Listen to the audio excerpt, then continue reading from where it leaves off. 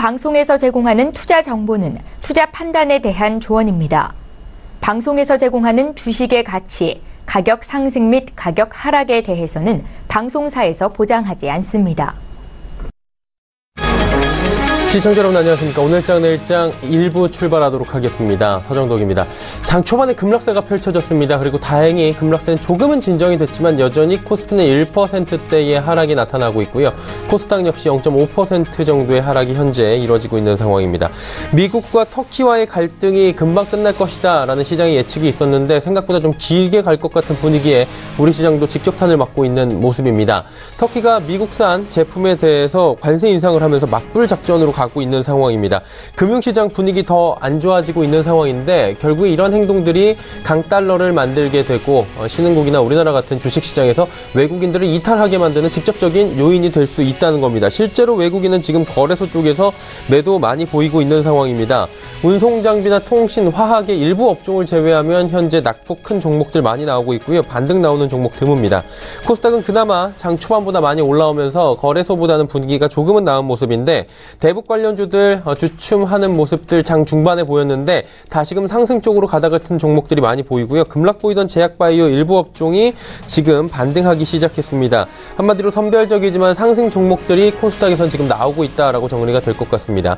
말씀드린 대로 길게 가지 못할 것이라고 예측을 했던 터키와 미국 간의 갈등이 터키에서 맞불 작전으로 지금 대응을 하면서 조금은 더 길게 갈 수 있다라는 우려 섞인 목소리가 나오면서 여기에 미중 간의 무역 분쟁 역시 진행 중이다라는 측면이 시장에는 부담이 되고 있습니다. 자, 그렇다면 어떻게 시장을 봐야 하고 어떤 대응책을 가져야 할지 중요한 시점인데요. 오늘장 내일장에서 확인해 보시면 좋을 것 같습니다. 이 시각 헤드라인 뉴스부터 전해드리도록 하겠습니다.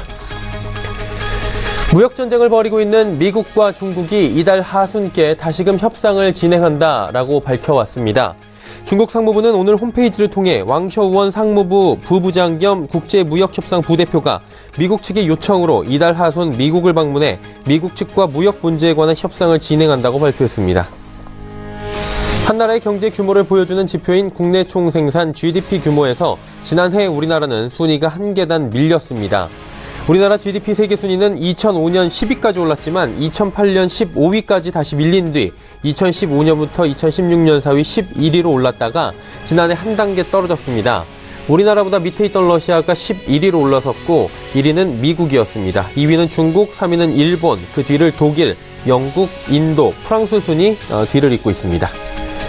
국제 금값이 지난해 1월 이후 최저치를 기록했습니다. 현지 시간으로 15일 뉴욕 상품거래소에서 12월 인도분 금값은 온스당 1,185달러로 전날보다 1.3% 하락해 지난해 1월 10일 이후 가장 낮은 가격에 거래됐습니다.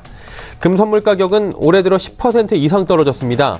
이 같은 추세는 금이 전통적인 안전자산 중에서도 선호도가 떨어지고 있다는 뜻으로 특히 미국 달러화가 이 국채가 그리고 강세를 보인 영향으로 풀이됩니다. 정부가 오늘부터 전국 지방자치단체 BMW 운행 정지 대상 차량을 통보합니다. 효력은 명령서가 도착하는 즉시 발생합니다. 우편 발송 시간 등을 감안할 때 실제 운행 정지 조치는 이번 주 후반이나 다음 주 초에 적용될 것으로 예상됩니다. 자동차 관리법상 운행 정지 명령을 어긴 사람은 1년 이하의 징역이나 1,000만 원 이하의 벌금형을 받을 수 있습니다. 국내 증시 흐름 바로 짚어보도록 하겠습니다. 코스피부터 만나보도록 하죠. 코스피 정확히 1% 낙폭입니다. 22.53포인트 떨어지고 있고요. 2240선 회복 안 됩니다. 한때 2220선대까지 밀렸었는데요. 현재는 2230선대까지는 회복을 한 모습입니다. 하루간의 흐름들 살펴보도록 하겠습니다. 장 초반에 2220포인트대까지 지금 쭉 밀려 내려온 모습 확인이 됩니다. 급락이 말 그대로 장 초반에 이루어졌었는데 이후에 지금 반등이 좀 나오는 모습입니다. 20포인트 이상이 다시 올라오면서 2240포인트대까지 회복을 했고요. 현재는 2230포인트대 중반에서 머물고 있는 상황입니다. 1% 하락, 사실 낙폭은 꽤 크지만 장 초반보다 많이 회복한 모습 확인할 수가 있습니다. 다음 살펴보도록 하죠. 개인이 삽니다. 1,855억 원이나 사고요. 기관은 파는데 기관이 153억 원 팔고요. 외국인이 좀 강하게 팝니다. 2,307억 원 팝니다. 기관 가운데서는 금융투자만 305억 원 소폭 매수하는 정도입니다. 다음 살펴보도록 하죠. 자, 보시다시피 시가총액 상위 종목들 모두 다 어렵습니다. 삼성전자, SK하이닉스 모두 1% 후반대 하락이고요. 셀트리온이 낙폭을 많이 줄였네요. 그리고 삼성바이오로직스가 4%의 큰 하락이 지금 나타나고 있는 상황입니다. 다음 살펴보도록 하죠. 6위부터 10위 종목들입니다. 포스코 31만 3천원대까지 밀렸습니다. LG화학, 네이버, 삼성물산까지 모두 하락하는 가운데 현대차만이 2.44% 올라가고 있는 상황입니다. 오늘 운송장비 업종들 괜찮습니다. 다음 살펴보도록 하죠. 현대모비스 보합이고요. SK텔레콤 그리고 KB금융 신한지주. 신한지주는 약보합권 전환이 됐고요. KB금융 강보합권입니다. 한국전력이 3만원 초반은 좀 지지를 강하게 받는 모습 확인이 됩니다. 이번엔 코스닥 시장 넘어가 보도록 하죠. 코스닥은 0.7% 다시금 하락이 조금 생기고 있는 상황인데요. 750포인트 중반에서 거래됩니다. 하루간의 흐름들 살펴보도록 하죠. 743포인트대부터 758포인트대까지 일단은 장 초반에 보시다시피 말 그대로 3% 가까운 2%가 넘는 급락세가 이어졌습니다. 그리고 그 급락은 조금은 지금 현재 진정이 되어 있는 상황인데 그래도 상승 쪽으로 바닥을 틀지는 못하고 있는 상황입니다. 수급 주체 만나보도록 하죠. 수급 주체 보시면 기관 외국인 매수하는데요. 기관이 매수로 전환을 했습니다. 기관 가운데선 연기금이 8억 원 정도 순매수해주고 있고요. 외국인이 201억 원 삽니다. 하지만 개인은 오히려 162억 원 팔고 있는 상황입니다. 자, 그렇다면 시가총액 상위 종목들의 흐름 어떨까요? 셀트리온 헬스케어, 신라젠, 나노스 올라가고요. CJENM 하락합니다. 그리고 메디톡스가 연일 하락폭이 큽니다. 메디톡스 어느새 63만 원대까지 밀려 내려온 상황입니다. 다음 살펴보도록 하죠. HLB 오늘 실시간 검색어에까지 올라갈 정도인데 HLB, 바이로메드, 펄어비스 모두 하락하는 가운데 특히나 펄어비스가 5%의 급락이 이뤄지고 있는 상황입니다. HLB는 상승 하락 쪽을 오가면서 보합권 수준에서 등락을 거듭하고 있습니다. 스튜디오 드래곤 900원 상승하고요. 포스코 캠텍이 다시금 상승 쪽으로 방향을 틀었습니다. 1000원 상승합니다. 다음 살펴보도록 하죠. 카카오멜론이 1100원 하락하고요. 셀트리온 제약만 상승합니다. 코오롱 티슈진, 휴젤, 컴투스 모두 하락 추세입니다. 원달러 환율의 흐름 짚어보도록 하죠. 다시 올라갑니다. 소폭이지만 80전 상승하면서 1128원 70전에 거래가 되고 있는 상황입니다. 금일본 방송에서 제공해드리는 정보는 투자 판단에 대한 조언일 뿐입니다. 해당 주식의 가치와 수익률을 보장해드리지 않는다는 점 참고해 주시길 바랍니다.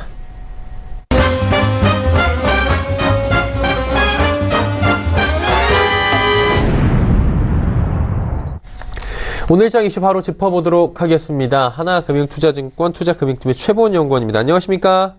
네, 안녕하세요. 예, 터키 쪽 바로 또 여쭤봐야 될 것 같은데 사실 지난주면 터키가 좀 진정이 되지 않을까 생각이 들었는데 주말 새에 또 여러 가지 터키에서 잡음이 나온 것 같습니다. 터키발 금융시장 불안이 지금 이뤄지고 있는 건데 어느 정도로 혼란스럽기에 글로벌 시장이 좀 영향을 받는지 먼저 점검해 주시겠습니까? 방금 이제 터키 리라가 조금 진정될 것으로 보신다고 말씀을 해주셨는데 오늘은 조금은 회복하는 모습이 보이긴 하지만 이제 10일 하루 만에 15% 이상 리라 가치가 급락한 이후로도 여전히 약세 흐름이 이어지면 13일에는 연초 대비 80% 이상 하락하는 수준까지 도달을 했고 연초 160대 초반에 불과했던 CDS 프리미엄이 10일에는 400선을 넘어섰고 13일에는 2009년 3월 이후 처음으로 500bp 선을 넘어서는 모습을 보이기도 했습니다. 이런 식으로 터키가 흔들리는 이유는 대내외적으로 상당히 불안한 모습을 보이고 있는 국가이기 때문인데요. 내부적으로는 6월 조기 대선에서 당선된 에르도안 대통령이 사위 재무장관을 지정을 하는 등 사위를 재무장관으로 지정을 하는 등 상당히 좀 신뢰감을 주지 못하는 모습을 보이고 있고 신경제정책 등으로 이제 방어를 해보려고 했으나 상당히 좀 제대로 되고 있지 않다는 점이 좀 부정적으로 작용을 하고 있습니다. 대외적으로도 미국의 경제 제재 계속 부과가 되고 있는 상태고요. 그 직전에도 러시아가 제재를 받은 바 있는데요.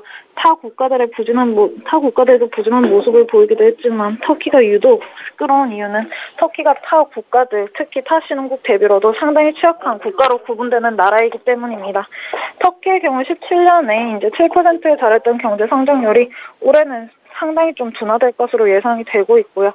물가 상승률 역시도 대부분 신흥 국가들의 목표치인 4-5%인데 반해서 이제 터키와 같은 경우에는 10%가 훌쩍 넘어 있는 상태입니다.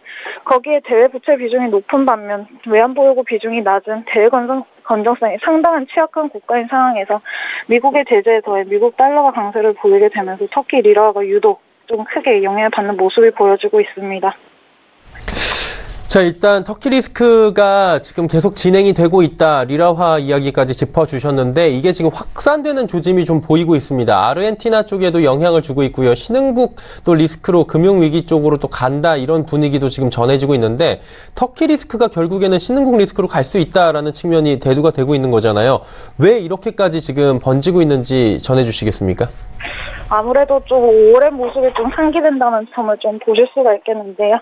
올해 초중반 에도 터키와 아르헨티나가 상당히 부진한 모습을 보인 바가 있습니다.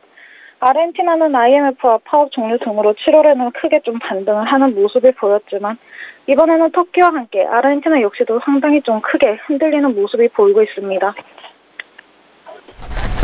이 두 국가가 이제 5월에 이어서 최근에도 비슷한 흐름을 보이는 이유는 무엇보다도 이 환율이라고 좀 보실 수가 있으실 것 같습니다.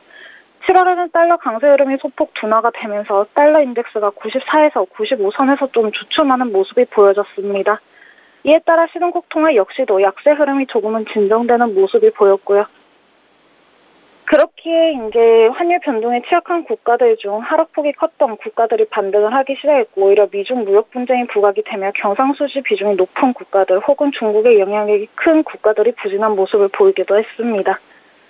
아르헨티나의 경우에는 어느 정도 5월보다는 개선되는 모습이나 터키의 경우에는 내부적으로도 좀 불안정한 모습이 이어지는 와중에 최근 강경한 입장을 보이며 중국뿐 아니라 이란, 러시아 등의 국가들도 이제 압박을 하는 미국과의 관계가 악화되고 있다는 점이 상당히 부정적으로 좀 작용하고 있는 상황입니다. 그렇다면 이 상황에서 앞으로 더 영향을 많이 받는 국가들에 대해서 저희가 점검하는 게 급선무일 것 같고요. 어떤 국가들이 또 영향이 좀 제한적으로 받을까? 이 부분에 대해서 좀 구분을 해서 이야기를 나눠보면 좋을 것 같은데 이거 구분 좀 해주시겠습니까? 네, 앞에 이제 신흥국 위기 이런 식으로 좀 언급을 해주셨는데요. 아무래도 좀 국가별로는 좀 영향이 좀 상회할 것으로 보이는 만큼 국가별로 한번 찝어보도록 하겠습니다. 아무래도 이러한 상황에서는 미중 무역 분쟁보다도 환율로 관심이 높아질 수 있는 상황이기에 장기적으로는 환율 변동에 취약한 국가들, 그 중에서도 펀더멘털이 견조하지 못한 국가들의 경우 비교적 좀 크게 흔들릴 수가 있습니다.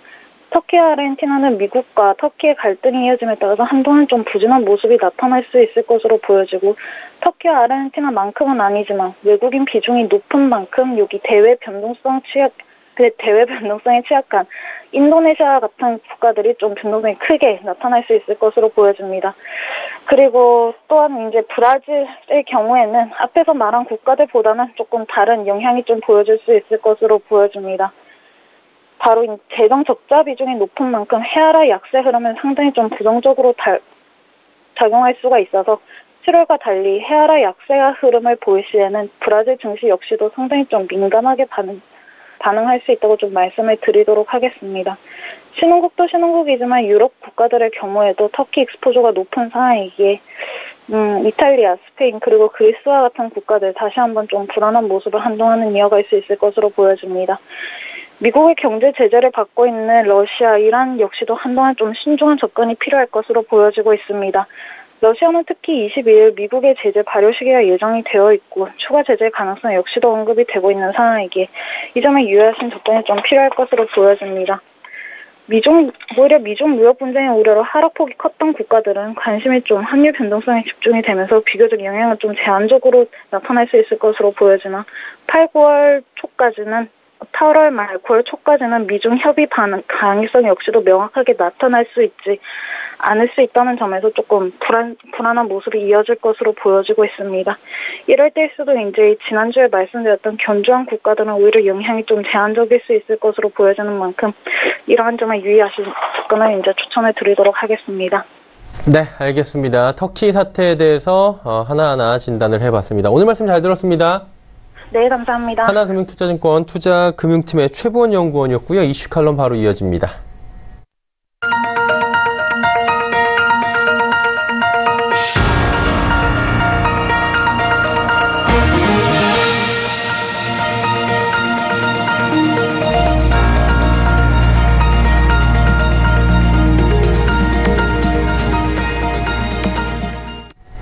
이슈 칼럼 이어가도록 하겠습니다. 키움증권 투자전략팀의 홍춘욱 박사와 함께합니다. 박사님 안녕하십니까? 네, 안녕하세요. 어쩔 수 없이 또 터키 여쭤봐야 될 것 같은데요. 리라화 이 환율 변동을 보면은 이게 몇 달치가 맞나 생각이 들 정도로 진짜 드라마틱하게 롤러코스터 그 환율 장세가 펼쳐지고 있는 상황인데 변동성부터 한번 짚어주시겠습니까? 네, 저희들 금융시장의 참가자들 특히 글로벌 외환시장을 살펴보던 나라 입장에서는 사실 놀랍지가 않습니다. 왜 그런가 하면 이 터키의 환율이 급등하기 시작한 건 이미 거의 한 10년이 돼가는 상황이고요. 그래서 화폐 개혁으로 인해서 잠깐 안정됐었던 터키 리라화 환율이, 그러니까 1달러에 대해서 1리라로 환율의 화폐 개혁이 있었거든요. 그런데 이게 다시 7배가 상승한 거죠. 근데 이제 언제부터 이렇게 상승하기 시작했냐 하면 2008년 글로벌 금융위기 이후부터 터키 리라화는 한 번도 쉬지 않고 올라가고 있는 중입니다. 그래서 이미 이번에 미국의 경제 제재가 있기 이전이었던 7월에 이미 1달러에 대해서 5리라를 돌파하는 중이었고요. 그래서 이번에 이제 불과 한 열흘 사이에 다시 여기서 또 15% 이상 급등하면서 7리라를 위협하는 상황까지 왔다라고 볼 수 있겠습니다. 한마디로 말씀드려서 우리나라가 1997년 외환위기를 겪고 그 다음에 바로 진정이 됐었는데요. 그래서 지금 최근에 환율 보더라도 1130원대에서 왔다 갔다 하는데 리라화 같은 경우를 그대로 적용을 한다면 1달러에 대해서 우리가 한 800원 정도 있던 환율이 지금 거의 한 7,000원, 8,000원까지 와 있다. 이렇게 설명을 드릴 수가 있는 거고요. 이만큼 터키 경제가 지속적으로 망가져가고 있는 과정이 있었기 때문에 이번에 사태가 방아쇠는 트럼프 대통령의 경제 제재가 당겼을지 모르지만 또 더 나가서 에르도안 대통령의 강경 발언이 금융시장 참가자들의 공포를 부추겼을지 모르지만 이미 진행 중인 위기가 물밖에 나왔다. 이렇게 보시는 게 맞지 않을까 생각됩니다. 이게 터키 환율이 최근 들어서 사실 급등락을 계속 움직이고 있고 등락이라고 표현하기도 뭐 급락이 계속 이뤄지고 있는 건데 말씀을 좀 종합해 보자면은 금융위기 이후에도 계속해서 환율 변동성은 있었다는 거잖아요. 여기까지 오른 뭐 결정적인 이유들 여러 가지가 있겠지만 하나하나 좀 들어볼 수 있겠습니까? 네, 가장 큰 문제는 인플레이션입니다. 참 우리나라는 이제 인플레이션이 너무 없어서 문제인데 이제 이런 나라, 우리 한국 같은 나라는 이제 선진국 그룹에 들어가 있는 나라들은 대부분 인플레보다는 디플레이션 걱정을 많이들 하게 되는 상황인데요. 반대로 이제 이 터키는 OECD 준가입 회원국임에도 불구하고 인플레이션 문제에서 아직도 전혀 해결을 보지 못한 나라다라고 볼 수 있겠는데요. 저희가 하나 그림을 그려놨는데 터키 정책금리랑 소비자 물가 상승률인데 이 축이 40%까지 나와 있는 걸 확인하실 수가 있을 거예요. 그만큼 이 인플레이션이 만성적으로 발생하는 나라고요.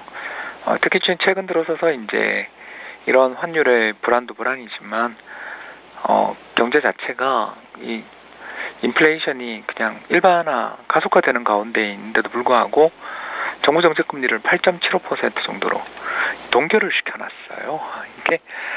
이게 이제 좀 문제가 됩니다. 왜냐하면 자 생각해 보시면 소비자 물가 상승률이 한 15% 정도 나오는 나라에 살고 있습니다. 우리가 그런데 정책 금리가 8%다.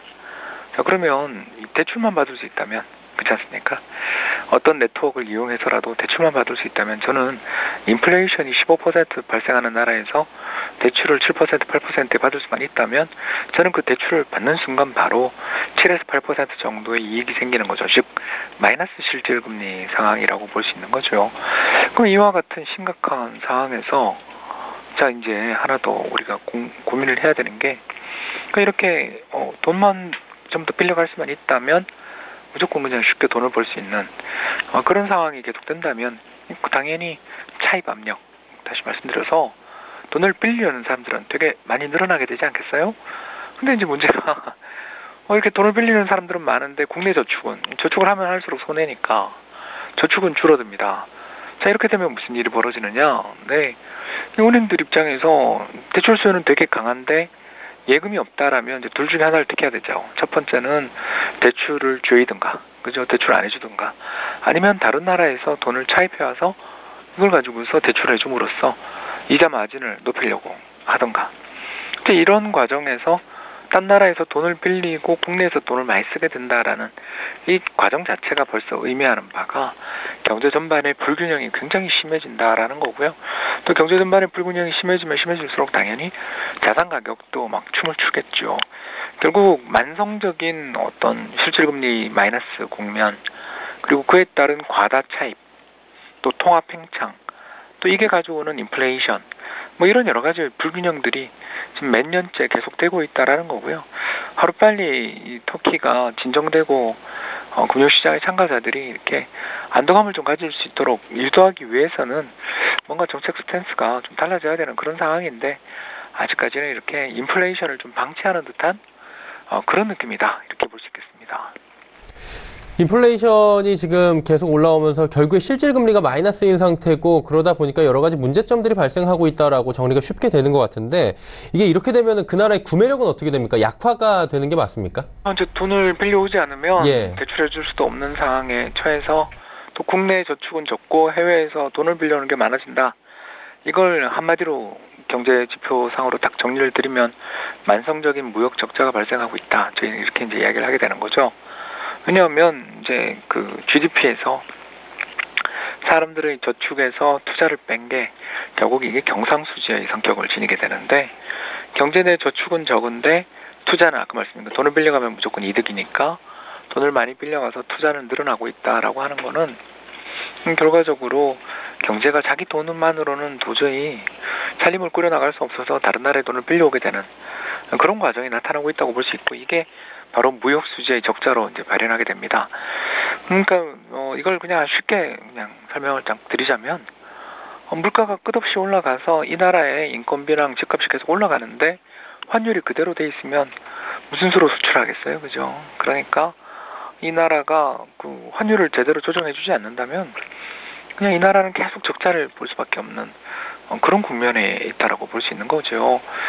그래서 이런 그 만성적인 불균형, 또는 다른 나라 대비해서 아무튼 이 나라의 물가가 굉장히 빠르게 올라가면서 이 나라의 구매력이 비싸지는, 다른 나라보다 이 나라의 요소 가격, 인건비, 집값, 제품 가격이 다 상승하니까 경쟁력을 잃어버리고, 경쟁력을 계속 잃어버리니까 당연히 이 나라 물건에 대한 수요도 없고, 그래서 만성적인 적자도 발생하고, 또 이런 일들이 벌어지는 거고요. 이게 이제 한국이 1990년대에 겪었던 사실 불균형하고 모양이 비슷한 거죠. 우리나라가 그때 당시 아무래도 좀 이렇게 무역 자유화, 금리 자유화 이런 것들 속에서 대규모 경상수지 적자를 기록하고, 또 부족한 돈을 해외에서 차입으로, 돈을 빌려달라는 사람 많으니까 해외에서의 차입으로 대응해가는 뭐 이런 상황들이 빚어졌다라고 볼 수 있겠고요. 그래서 이런 그 경제 내에 존재하는 과다 투자 또는 과소 저축, 또 다른 한편으로 보면 만성적인 경상 적자, 또 이 나라의 어떤 경쟁력 약화, 뭐 이런 것들을 좀 바로잡아야 되는데 아직 뭐 모르겠습니다. 그 정책 당국이 가지고 있는 의견은 저랑 또 다를 수도 있으니까요. 그러나 일단 상당히 지금 현재로만 본다면 불균형이 굉장히 심하다. 그리고 이 심해진 불균형을 바로 잡아 나가기 위해서는 뭔가 조치가 필요하다. 이렇게 말씀을 드릴 수가 있겠습니다. 결국에는 지금 계속 잘못된 실타래가 얽혀 있고, 이것들 때문에 만성적인 무역수지 적자가 발생하고 있다. 분명히 문제점이 확실하게 드러나는 것이고, 지금 박사님께서도 고개를 갸우뚱하면서 잘못된 게 분명히 보이는 것 같은데라고 말씀을 해주시는 것 같아요. 모두가 알고 있을 만한 내용들도 있을 것 같고요. 대책 세워야 될 것 같은데 어떤 대책들이 그러면 이 터키엔 필요할까요? 네, 이제 두 가지 대책이 필요하겠죠, 그죠? 이제 첫 번째 대책은 금리를 대폭 인상하는 겁니다. 그 외환위기 때 우리나라가 금리를 무려 25%까지 인상했던 거 기억나시죠? 뭐 어마어마했습니다. 이런 식으로 이제 금리를 인상하는 게 왜 그 위기를 해결하는 첫 번째 단추냐면, 이렇게 이제 금리를 대폭 인상하면 대출 수요가 일단 줄어들죠. 반면에 저축하려는 사람들은 늘어나고요.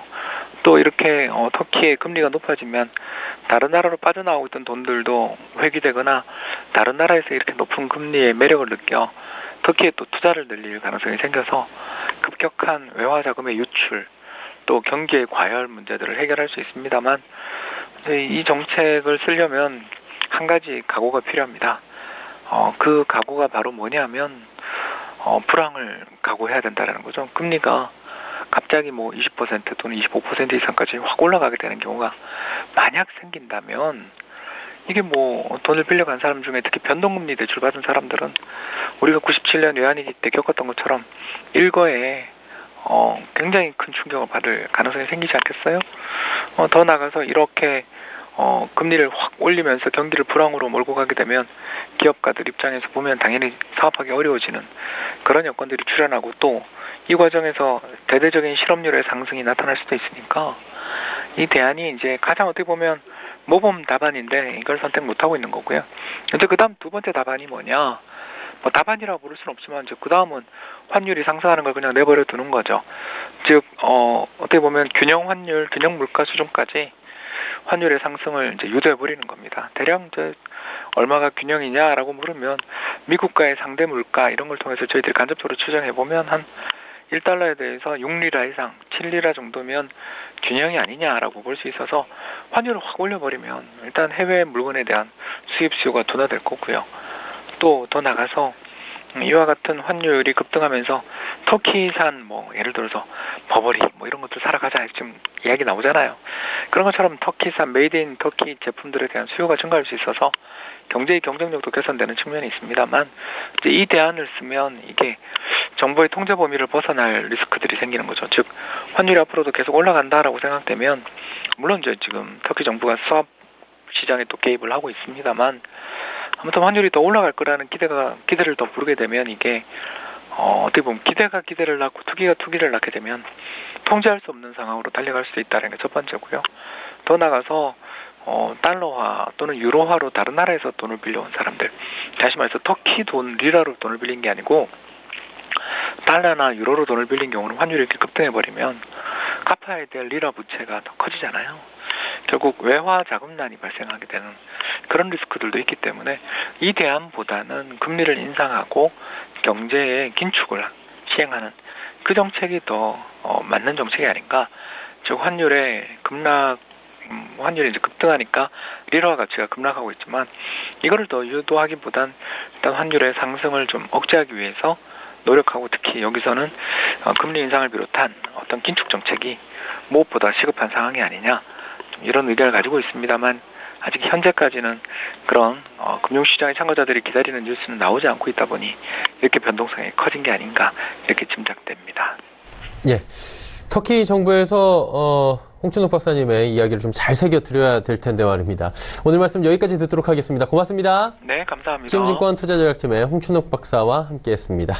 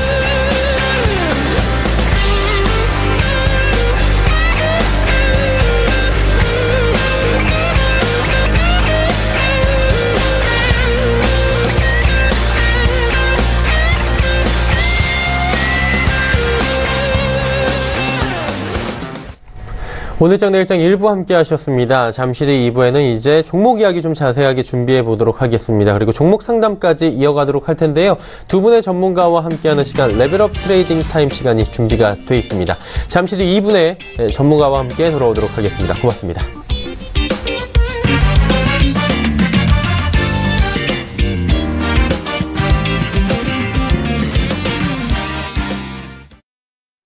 본 방송에서 제공하는 투자 정보는 투자 판단에 대한 조언입니다. 방송에서 제공하는 주식의 가치, 가격 상승 및 가격 하락에 대해서는 방송사에서 보장하지 않습니다.